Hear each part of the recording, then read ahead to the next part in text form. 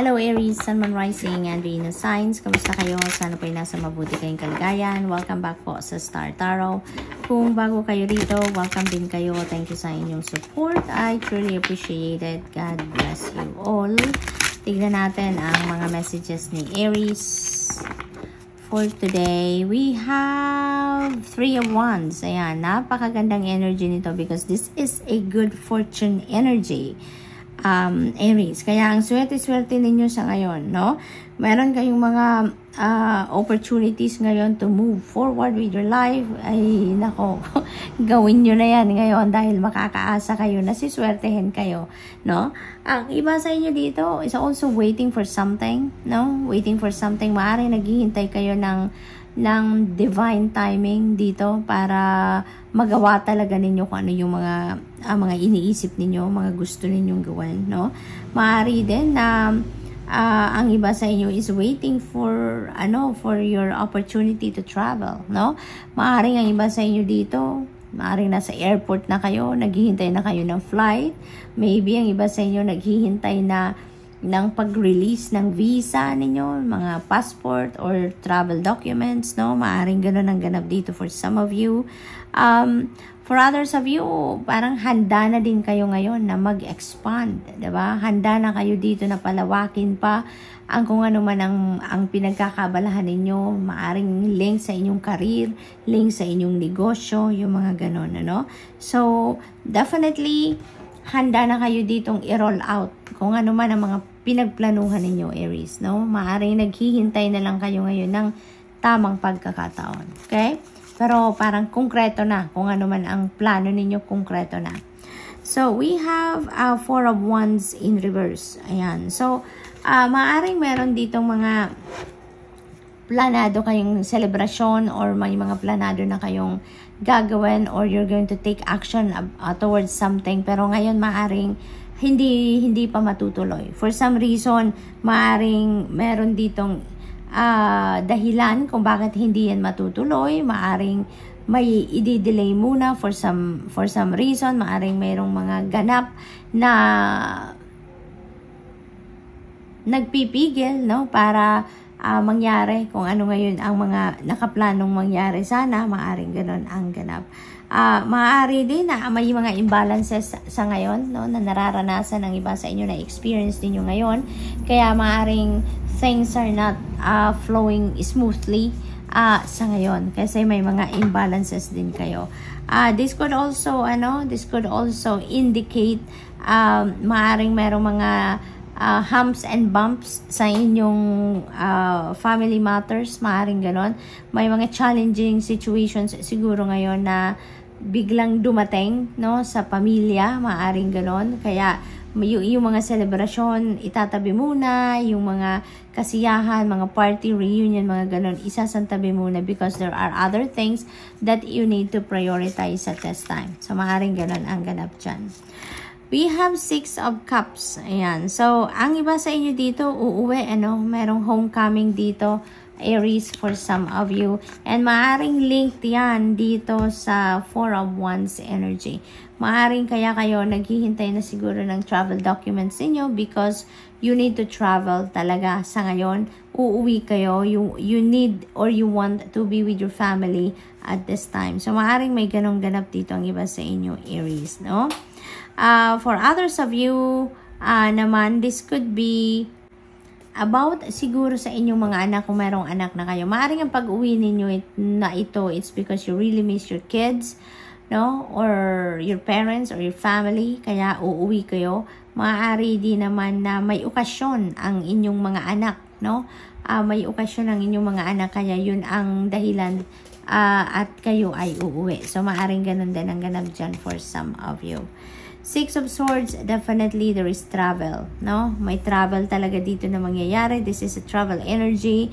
Kaya sigurado dito talagang siguro sa ngayon hinihintay nyo na lang talaga ang inyong visa, hinihintay na lang ninyo ang inyong plane ticket siguro, maaring ganon. Kaya talagang may travel dito involved si Aries, no? For others of you, maaring yung travel nito is relocation, maaring maglilipat bahay, maaring magmamigrate, maaring magtatrabaho sa ibang lugar, sa ibang bansa. Kaya siguro kayo magta-travel, maaring ganon din ang ganap. Maaari din ang iba sa inyo dito ay merong pinagdaanan hindi masyadong maganda and you are moving on from that, no? Maaring ganon.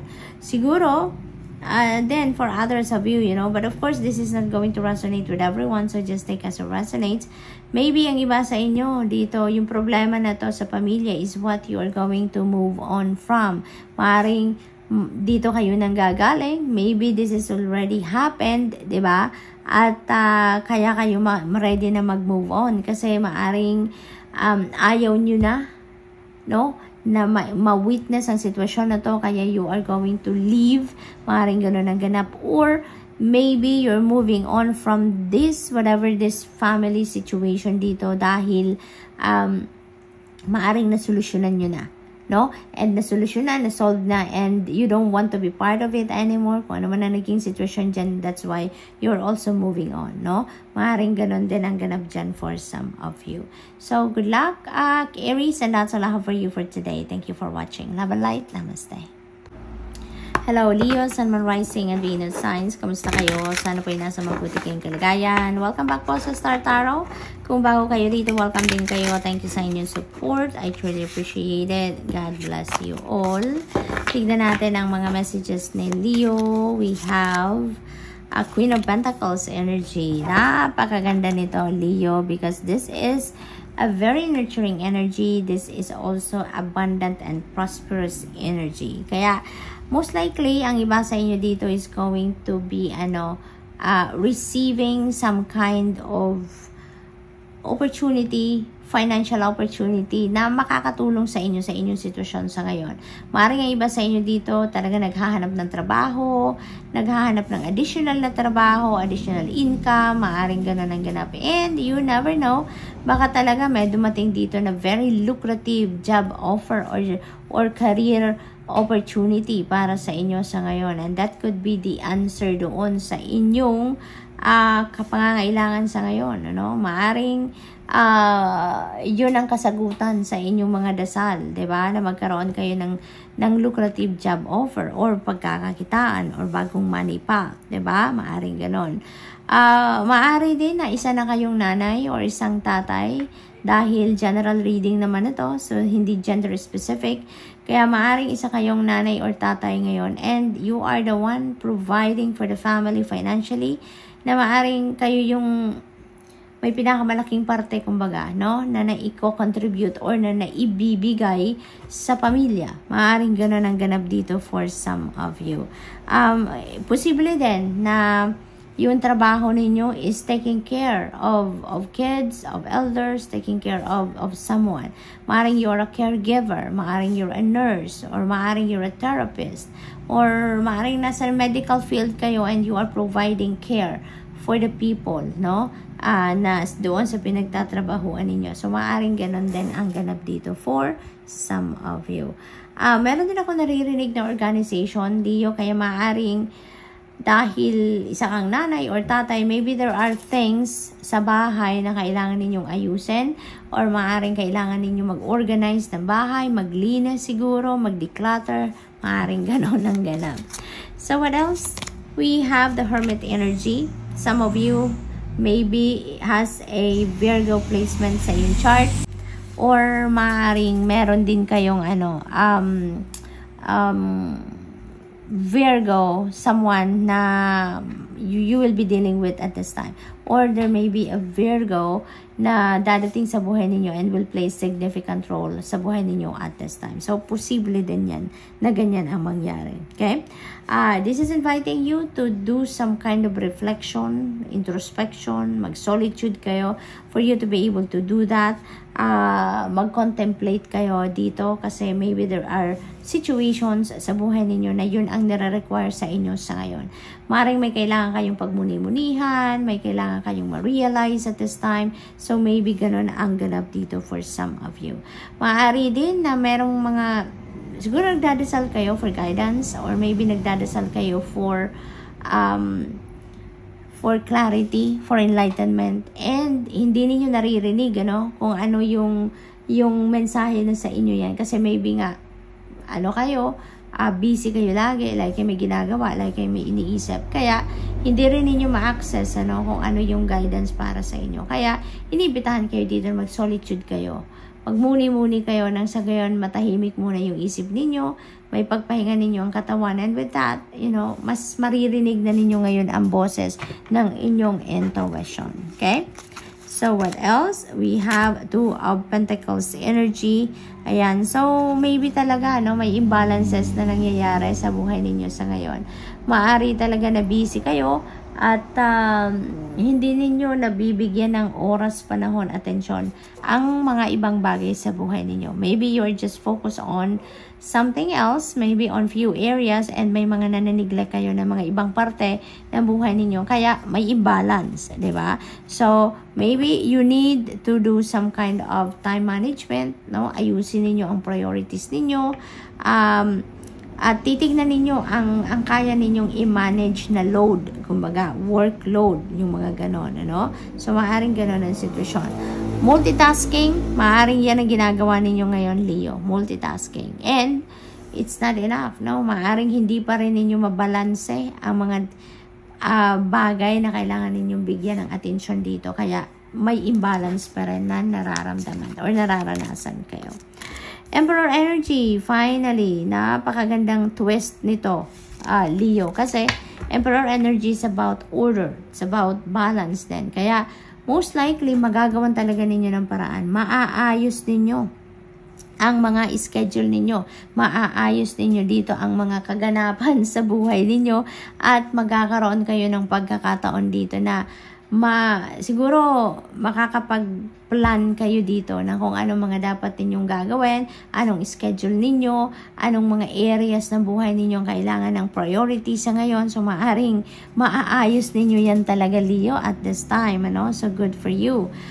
For others of you, maybe you're entering fatherhood, no? Maaring magiging tatay na ang iba sa inyo dito, or posible din na ang iba sa inyo dito will have an important conversation with your dad, no? With your grandfather, with your father, or anyone whom you consider your father figure. So, maaring meron kayong mga importanteng pag-uusap na gagawin sa ngayon, or maybe meron kayong ihukonsulta sa dad ninyo, sa lolo ninyo, yung ganon.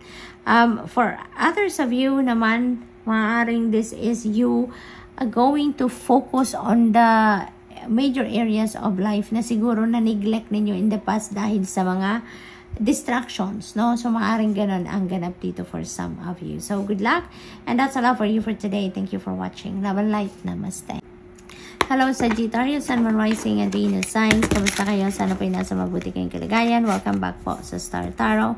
Kung bago kayo rito, welcome din kayo. Thank you sa inyong support. I truly appreciate it. God bless you all. Tignan natin ang mga messages ninyo for today. Pauna mensahe ni Sag ay High Priestess.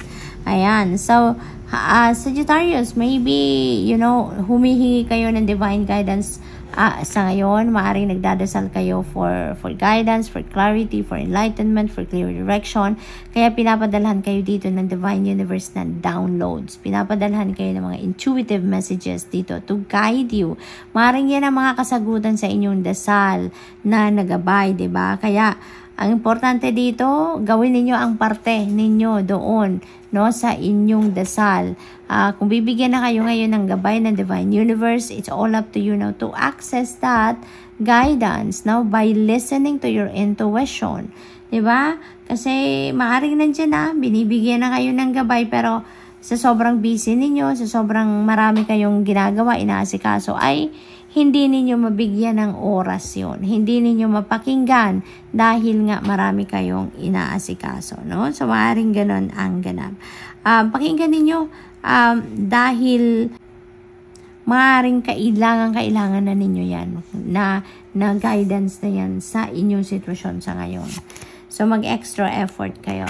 Decision making, no? This is about decision making. Maaari talaga din na yung guidance na to, hinihingi ninyo sa Divine Universe to help you, to guide you, no? Kung ano ang dapat ninyong pagdesisyon nandito na, alam mo yun, you can make sure that your decision will be fair, will be sound, at saka maayos, no? And sa inyong ikakabuti, no? Yung ganon. Kaya siguro kayo nagdadasal because maybe hindi kayo make up your mind pa, hindi pa kayo makapag-desisyon ng malinaw dito because maaaring naguguluhan kayo. Maaaring ganon ang ganap. Kaya, that could be, yung guidance na to na hinihingi ninyo could be linked dito sa Lover's energy na meron kayo sigurong desisyon na kailangan gawin that could be linked din sa inyong iba't ibang klaseng relationships, no? Not necessarily na love and romantic relationship yan. Posible na yan ay relationship ninyo with your mga kaibigan, with your colleagues, with your boss, with your family members. Maaaring ganun ang sitwasyon dyan, no? For others of you, this is love in the air, no? This is romance in the air. Maaaring merong mga partnerships dito, love and romantic partnerships na maaaring mabuo between you and another person. Maaari din na meron ditong relationship na magle-level up na, no? Maaring from being boyfriend and girlfriend, may marriage proposal na dito. For some of you, maaari din na mauuwi na sa kasalan or maaring magpapakasal na talaga ang iba sa inyo dito. That is also possible. Okay? So, twin flame, also soulmate, maaari ngayon yun na yan ma-meet if you are single, no? What else? We have King of Wands. Napakaganda naman ang energy nito kasi ang iba sa inyo dito maybe will be promoted to a leadership role or maaring nasa managerial position na ang hawak ninyong position sa trabaho sa ngayon. Posible din yan. Maaari din na ang iba sa inyo dito is putting up your own business, no? Maaring home-based business ito, online business, maaring ganon ang ganap ng iba. Kaya, napakaganda rin. And whatever it is that you are envisioning for yourself, whatever it is that you are planning about to do, ang iba sa inyo dito, Sagittarius, you are attracting people towards you. No? People around you are drawn to you. At kahit hindi ka humingi ng tulong, nandyan sila. Merong mag-i-initiate ng tulong sa inyo. Merong mag-offer ng support in any way they can, no? Kasi very magnetic, very charismatic. Kaya may mga tao talagang drawn to you to help you, to assist you, or alam mo yun, magbigay sa inyo ng input, yung mga ganon. So, what else? We have, Three of Pentacles. So, definitely, merong mga supportive and helpful people around you dito sa inyo, Sagittarius. So, maraming tao na talagang matulungin, no? Sa inyo sa ngayon. So, you're surrounded with supportive and helpful people dito na kahit hindi mo hingaan ng tulong, nandyan sila para tulungan sa inyo, para makipag-collaborate sa inyo. So, maaring ang iba sa inyo dito is really going to work in a team. Maaring merong collaboration dito na magaganap. May mga partnerships talaga dito in a project or in love or partnership in business. Maaring may mga ganong ganap dito ang iba sa inyo, no? This is also the time for success ninyo, Sagittarius. Magsisimula na kayong umakyat sa inyong tagumpay. Magsisimula na kayong umakyat sa ladder of success ninyo with the help of the people around you na laging nandyan para suportahan ka, no? So, parang sila yung magbuboost ng inyong confidence, sila yung magbibigay ng input, sila yung tutulong talaga sa inyo para ma-reach din ninyo ang tugatog ng tagumpay. So, good luck! And that's all I have for you for today. Thank you for watching. Love and light. Namaste.